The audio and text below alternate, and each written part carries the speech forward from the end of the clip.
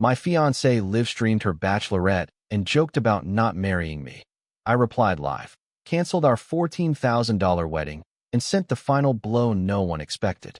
I saw my fiancé humiliate me in front of 600 people and laugh about it like I was just another joke.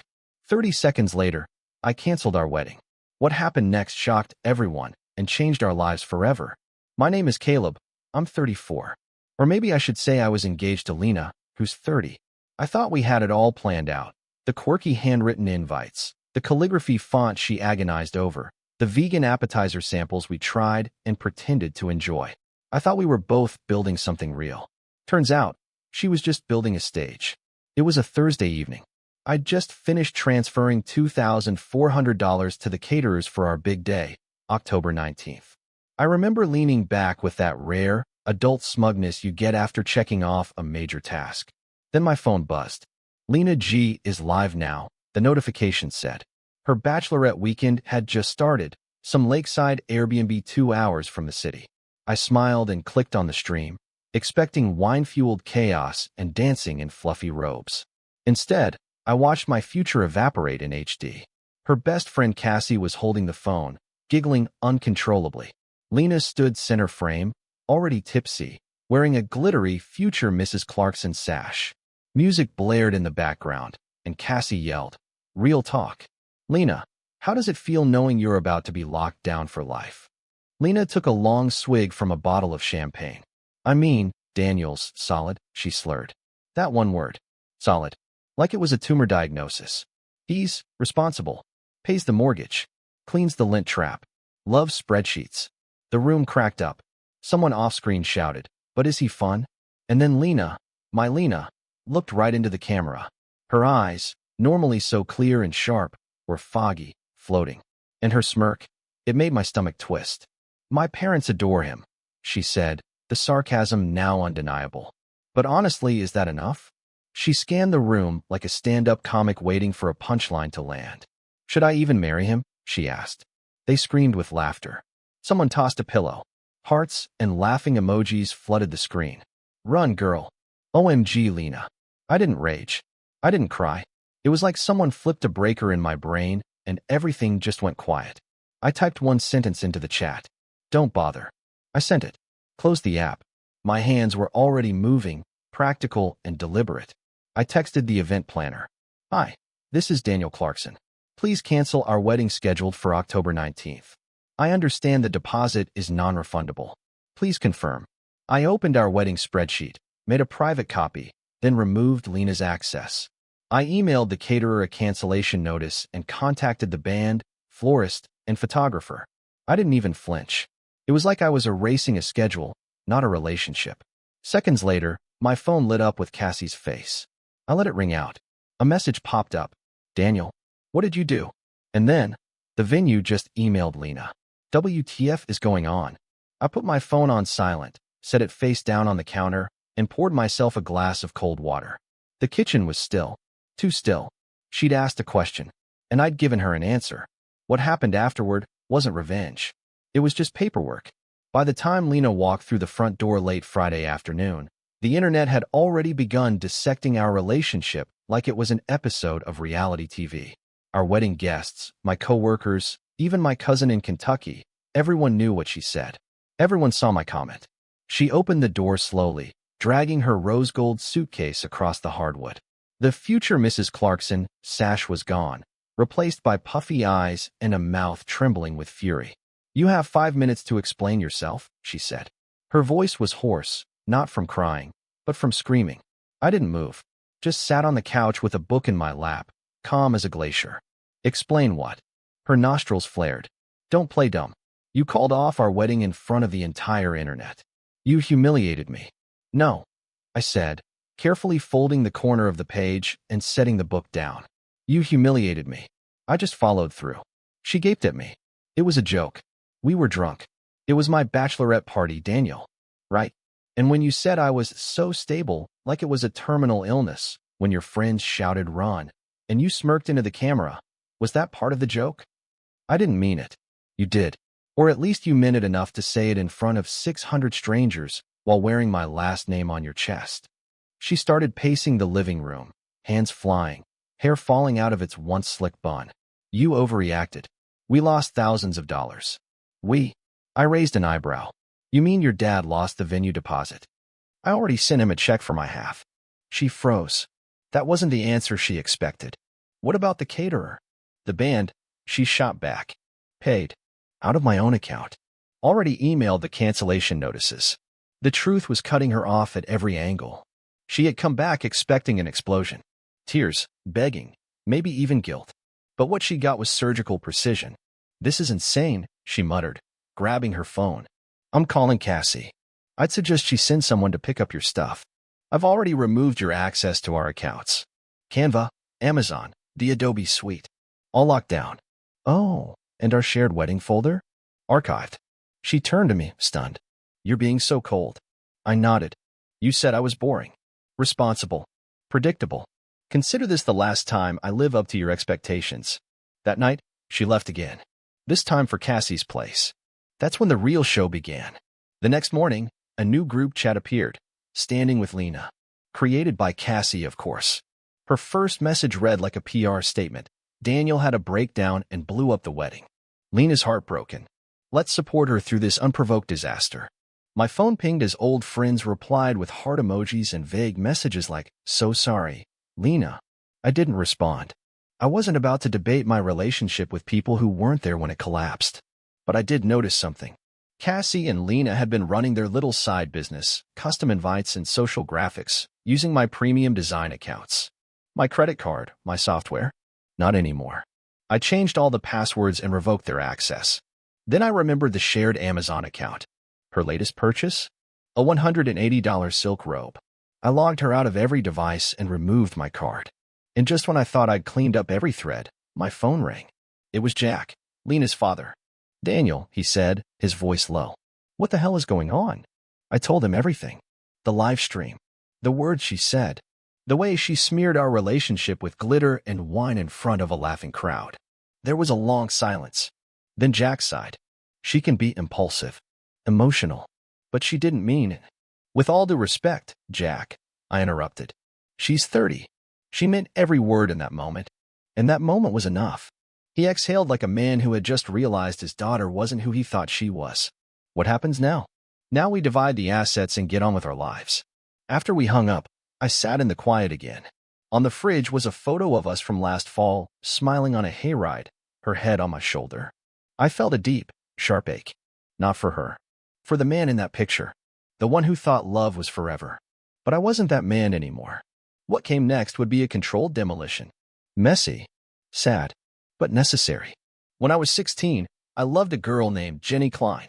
We dated for 8 weeks and 2 days. It ended the night I surprised her with flowers and found her on her porch kissing someone else. I didn't cry. I walked home in the dark, slipped into the house, and opened my grandmother's old cedar box. Inside was the watch. A simple vintage Hamilton, passed down to me after she died. My grandmother used to say, people lie. Time doesn't. Keep it close. I wore it every day after Jenny. It reminded me of how time doesn't wait for apologies. That watch, my watch, is how I knew Lena was gone for good. See, during our final weeks of untangling bills, shared accounts, and leftover drama, I realized something was missing from my nightstand. The watch. She used to call it ours when she wore it to dinner parties, even though I told her it was a family heirloom. And now it was gone. Vanished. I sent a short, polite email to Lena, CCing her father, Jack. The subject line, personal item retrieval and heirloom return. Cassie is welcome to pick up your belongings between 10 a.m. and 4 p.m. tomorrow. I wrote. Please ensure she also returns my grandmother's watch, which was last seen on my nightstand. I've attached a screenshot of the July text where you asked to borrow it, just to avoid confusion. Thank you. It was a calculated move, that CC. Jack knew how much that watch meant to me. The next day, I came home from work. Her closet was empty. Her shoes were gone. No hair products in the bathroom. Her signature lavender perfume no longer haunted the air. But the watch? Still missing. It wasn't an oversight. It was a message. A petty, quiet theft. One last control move in a collapsing story. Meanwhile, the rent was still unpaid. She hadn't wired her $150 for the apartment we still legally shared. So I did what Lena called being too boring to be spontaneous. I emailed her again. This time, I CC'd Jack once more. Per our lease agreement, your half of the July rent is overdue. Please remit payment immediately. If you wish to be removed from the lease, a release form and your portion of the rent must be completed prior to that. The call came in minutes later. Lena, you really CC'd my dad? She screamed. Hi, Lena, I said, sipping coffee with my phone on speaker. Are you calling to confirm payment? I'm not paying rent for a place I'm not even living in. You threw me out. You walked out. But the legal agreement didn't walk with you. You're trying to ruin me. No, I'm protecting my credit. You might want to start doing the same. She hung up with a dramatic sob. The next day, her brother, Miles, showed up at my apartment unannounced. He's 28 and built like a personal trainer who reads Reddit threads about alpha energy. Dude, seriously? He said, arms folded. You're gonna tank her credit over a rent check? After everything she's been through.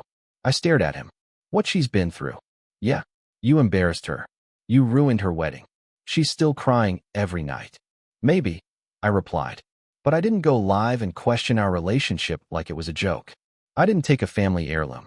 And I didn't leave someone else with the bill. Just let her off the lease, man. Be a gentleman.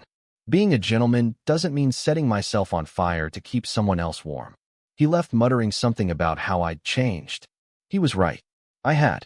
I was finally defending the version of myself that gave, supported, paid, and stayed. I wasn't ashamed of being stable anymore. Then came the final slap. Cassie picked up Lena's belongings while I was at work. I'd cleared the path, laid out the boxes neatly, even labeled them with masking tape. Every drawer emptied.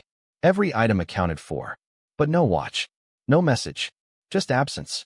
That evening, I got an email from Jack. Subject line, let's sort this out. Apparently, he was done watching his daughter torpedo her life and my patience. We met at a coffee shop Jack chose. Neutral territory, no memory attached to it. I arrived early, found a quiet corner table, and watched the rain bead against the window. Lena showed up late, wearing a hoodie 2 sizes too big and her pride stitched like a scar across her jawline. Jack followed behind her, looking like a man who'd just reviewed his daughter's entire lifetime as a ledger full of losses. He didn't bother with small talk. He slid a small velvet pouch across the table toward me. It landed next to my coffee like a confession. Here, he said. This is yours. This was never up for debate. And taking it was beneath you, Lena.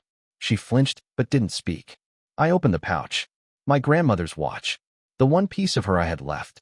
A wave of something visceral, grief, relief, finality, washed through me so hard I almost choked on it. I slipped it into my jacket pocket. Didn't say thank you. Just nodded. One down, Jack said. Now, about the rent. He pulled out a check. I've sent your landlord the $1,150. I've also paid the fee to remove Lena from the lease. He turned to her, his voice hardening. This is the last time, Lena. The last time I clean up your mess. She murmured something too low to hear. Maybe an apology. Maybe a deflection. It didn't matter. Then came the part I'd been expecting. The wedding expenses, Jack said. We need to sort them out. Easy, I said, producing my own list. You paid for her dress and the invitations. I paid for the venue deposit, the caterer, the band, and the honeymoon, all of which were non-refundable. Oh, and the engagement ring.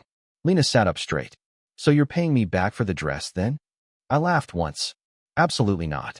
You can sell it, burn it, frame it. Doesn't matter. As for my losses, I'm selling the engagement ring to recover some of the honeymoon cost. Her eyes narrowed. You're selling that ring? The one that meant something. I leaned forward, voice calm but cold.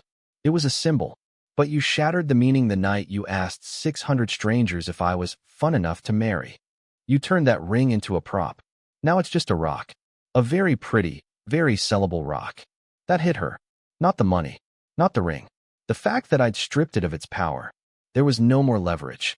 No more narrative where she was the brave, almost bride, and I was the villain. I left the coffee shop with nothing but a watch and my dignity. She left with her father's silence, and the look of someone realizing too late that the audience had stopped clapping. For months have passed. The apartment is quiet now, peaceful, almost sacred. The couch is no longer draped in her throw blanket. The bathroom doesn't reek of lavender and performative skincare. My groceries stay where I put them. My watch ticks calmly beside my bed. I sold the engagement ring for $5,600. Less than what I paid, but more than I needed. I used some of it to cancel out the honeymoon balance. And then, I booked the flight anyway. A one-way ticket to Lake Como. The honeymoon that never happened. I'll be going alone. It feels poetic. The only commitment I want right now is to silence. But the world? The world didn't stay quiet. Through texts, DMs, and the inevitable social gossip circuit, I heard how Lena's life unraveled. She's still living with Cassie. That friendship, apparently, is eroding by the hour.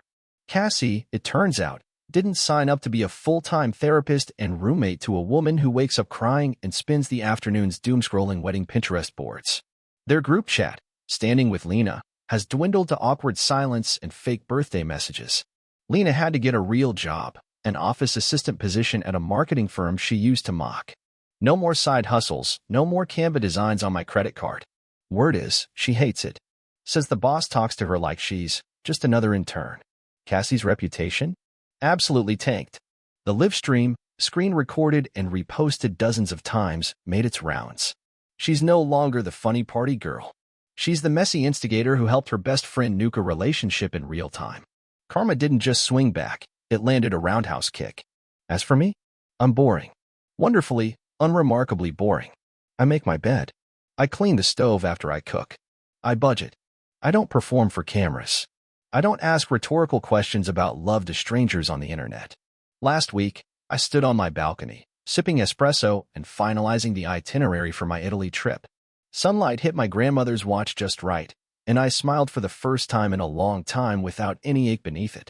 The thing that sticks with me, what really gnaws at me, is this. I don't think Lena ever truly loved me. I think she loved the idea of me. The stability. The safety net. The fallback option that made her wild side seem more charming. She thought I'd always be there, waiting in the wings. Instead, she got her audience. She got her drama. She just didn't expect the twist ending where the lead actor walks off stage, and the curtain closes without her.